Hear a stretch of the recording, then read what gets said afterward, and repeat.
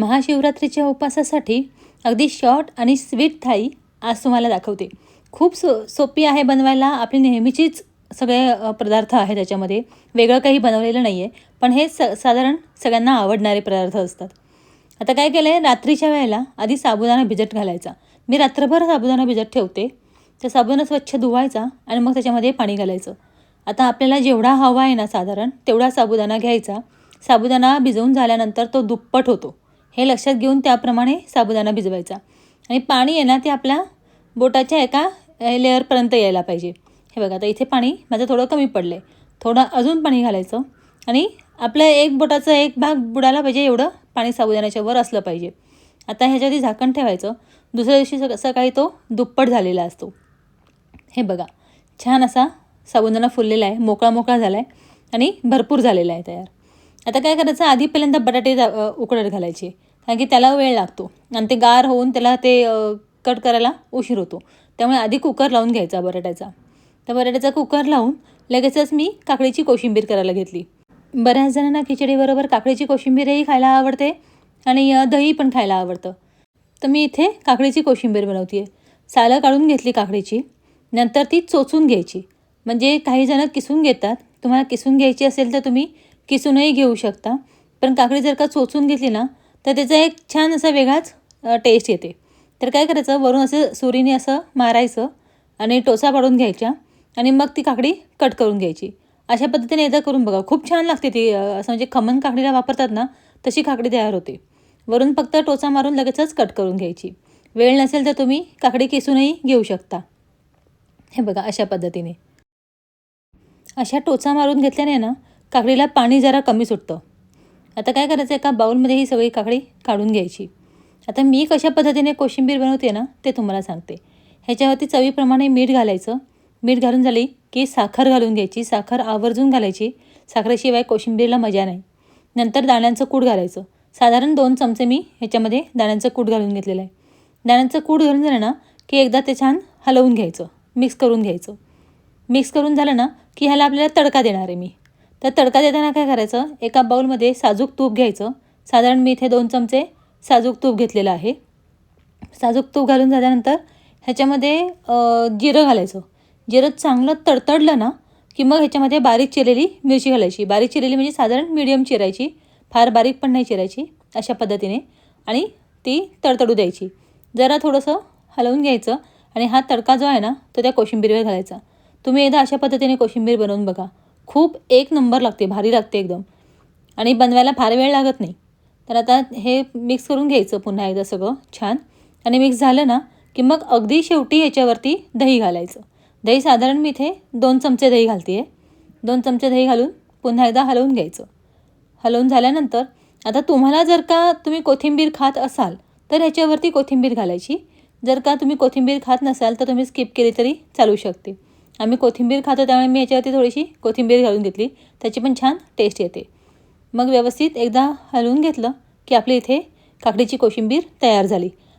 आता खिचडी करून घेऊयात. खिचडीसाठी इथे मी साधारण 7-8 हिरव्या मिरच्या घेतलेल्या आहेत. ह्या डार्क हिरव्या मिरच्या आहेत, खूप तिखट आहेत. आणि साधारण मोठे 2 चमचे जिरं घेतलेलं आहे. हे बारीक करून घ्यायचं. बऱ्याच ठिकाणी मिरची कट करून आणि जिरं असंच घातलं जातं खिचडीमध्ये. पण मी ते बारीक करून घेते, ज्याच्याने काय होतं की सगळीकडे छान ती खिचडीची टेस्ट, जे तिखटपणा आहे ना तो सगळीकडे लागतो. त्यामुळे आता बटाटे पण इकडे उकडलेले आहेत. तर बटाट्याची सालं काढून त्याचेही तुकडे करून घेऊयात, कट करून घेऊयात बटाटा. हे झाल्यानंतर आहे ना आता तुम्हाला अजून एक सोपी पद्धत सांगते. मी काय करते, कढईमध्ये साबुदाणा वगैरे सगळं काही घालत बसत नाही. साबुदाणा हा खालीच मिक्स करून घेते. तर काय करायचं, जो काही साबुदाणा आपण भिजवलेला आहे, आपल्याला जेवढा हवा आहे तेवढा साबुदाणा एका बाउलमध्ये काढून घ्यायचा. साबुदाणा बाउलमध्ये काढून झाला ना की मग ह्याच्यावरती दाण्यांचं कूट घालायचं. फार जास्त दाण्यांचं कूट घालायचं नाही. जर काय 1 वाटी साबुदाणा असेल तर पाव वाटी दाण्यांचं कूट, अशा प्रमाणामध्ये दाण्यांचं कूट घालून घ्यायचं. नंतर ह्याच्यावरती चवीप्रमाणे लगेच ह्याच्यातच मीठ घालून घ्यायचं आणि ह्याच्यामध्येच साखरही घालून घ्यायची. म्हणजे काय होतं, खालतीच मिक्स झाल्यामुळे ना वरती जास्त हे होत नाही, म्हणजे कढईमध्ये जास्त गोंधळ होत नाही. हे इथे खालीच करून घ्यायचं. पटकन साधं आणि सोप्या पद्धतीने होऊन जातं. आता हे मिक्स करून झाल्यानंतर मग आपण हे करायचे, कढईमध्ये तेल गरम करत ठेवायचे. आता मी इथे रिफाईंड तेल वापरते. काही जण तूप वापरतात. तर तुम्ही जे काही तुम्हाला सुटेबल आहे तुम्ही ते घालू शकता तुमच्या उपासाच्या हिशोबाने. तर तेल घालून झाल्यानंतर ह्याच्यामध्ये आपण जे मिक्सरमधून बारीक केलेलं मिरची आणि जिरं आहे ना, ते सगळं ह्याच्यामध्ये घालून घ्यायचं. घालून झाल्यानंतर एकदा फक्त ते हलवून घ्यायचं आणि हलवून झालं ना की मग ह्याच्यामध्ये जो चिरलेला बटाटा आहे तो घालून घ्यायचा. हा बटाटा सगळा घालून झाला ना की एकदा पुन्हा छान फिरवून घ्यायचं व्यवस्थित. बटाट्याला मिरची सगळीकडनं लागली पाहिजे. व्यवस्थित मिक्स करून घ्यायचं.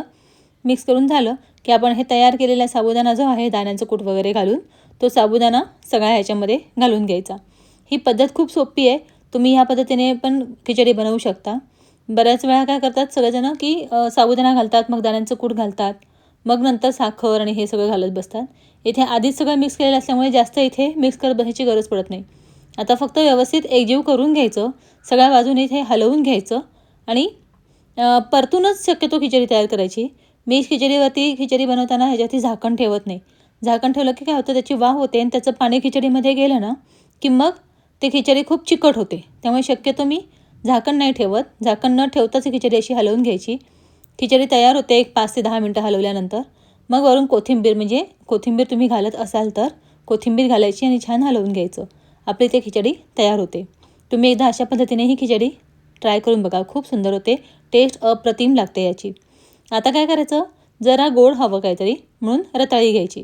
आता खरं तर मी ही रताळी उकडून घेणार होते म्हणून मी एवढी बारीक रताळी आणली होती आणि नंतर ठरलं की ह्याची खीर बनवूयात. त्यामुळे नाही तर खीर बनवायची असेल तर तुम्ही जाड रताळीसुद्धा आणू शकता मोठी अशी. पण मला ही उकडून घ्यायची होती म्हणून मी बारीक आणली होती.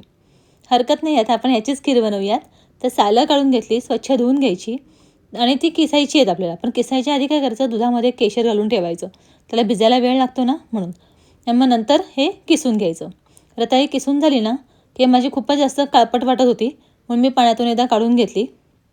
स्वच्छ धुवून घ्यायचं परत एकदा हे किस. आता हा किस धुवून झाल्यानंतर आपल्याला हे काय करायचं आहे, खीर बनवायची. रताळ्याची खीर खूप पौष्टिक पण आणि खायला अप्रतिम लागते आणि मस्त म्हणजे एक वेगळा पदार्थ उपवासासाठी हा होऊ शकतो. आता हे भिजवून मी काढले पाण्यातून. आता काय करायचं, कढईमध्ये तूप घ्यायचं.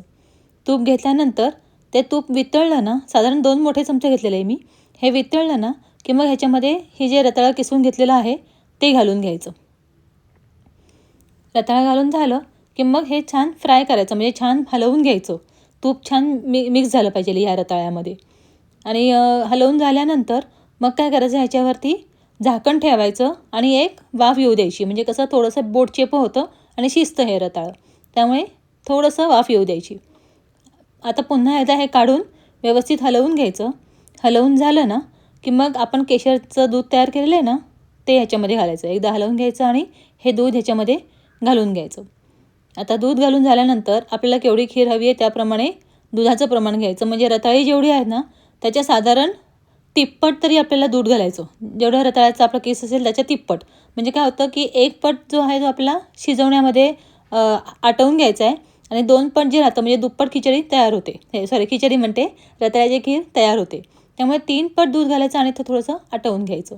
हे बघा छान असं त्याला उकळी आलेली आहे. आणि इथे तुम्हाला एक टिप देते, कधी पण दूध उकळल्याशिवाय त्याच्यामध्ये साखर घालायची नाही. आधीच साखर घातलीत ना तर ते दूध पातळ होतं. आता ह्याच्यामध्ये मी थोडीशी ड्रायफ्रूटची पूड घालून घेतलेली आहे. छान दूध उकळलेलं आहे. आता उकळल्यानंतर मी इथे साखर घालून घेते आहे. दूध थंड असेल ना आणि आधीच साखर घातली ना तर दूध पातळ होतं. त्यामुळे कधी पण कुठलीही खीर बनवताना दूध उकळलं ना की मग त्याच्यामध्ये साखर घालायची. आता साखर तुम्ही चवीप्रमाणे घाला, कमी गोड तुम्हाला किती गोड हवं आहे त्याप्रमाणे. आणि अगदी बंद करताना गॅस याच्यामध्ये वेलदोड्याची पूड घालून घ्यायची आणि गॅस बंद करून टाकायचा. ही खीर एकदा नक्की ट्राय करा. खूप खूप खूप सुंदर लागते. वेलदोड्याची पूड अगदी गॅस बंद करताना घालायची, कारण की त्याचा वास जो आहे ना तो टिकून राहतो. सुंदर असा वास वेलदोड्याच्या पुडीने येतो. आधीच टाकल्यानंतर काय होतं, शिजत असताना त्याचा वास निघून जातो. आता थाळी तयार करून घ्यायची. याच्यामध्ये खिचडी तयार केलेली आहे आपण. खिचडी वाढून घ्यायची ताटामध्ये. खिचडी वाढून झाली की जी आपण काकडीची कोशिंबीर वाढलेली आहे तयार केलेली आहे ती वाढून घ्यायची. ती वाढून झाल्यानंतर आपली खीर वाढून घ्यायची. आणि खीर वाढून झाल्यानंतर कोणाला जर का दही आवडत असेल तर दह्याचं 1 वाटी ठेवून घ्यायची. छोटीशी आणि छानशी आपली महाशिवरात्रीची थाळी तयार झालेली आहे. तुम्हाला ही थाळी कशी वाटली मला कमेंट बॉक्समध्ये नक्की सांगा. माझी ही रेसिपी आवडली असेल तर चॅनलला लाईक, शेअर आणि सबस्क्राईब करायला विसरू नका. भेटू पुढच्या एखाद्या अशाच छानशा रेसिपीमध्ये. तोपर्यंत बाय. Take care.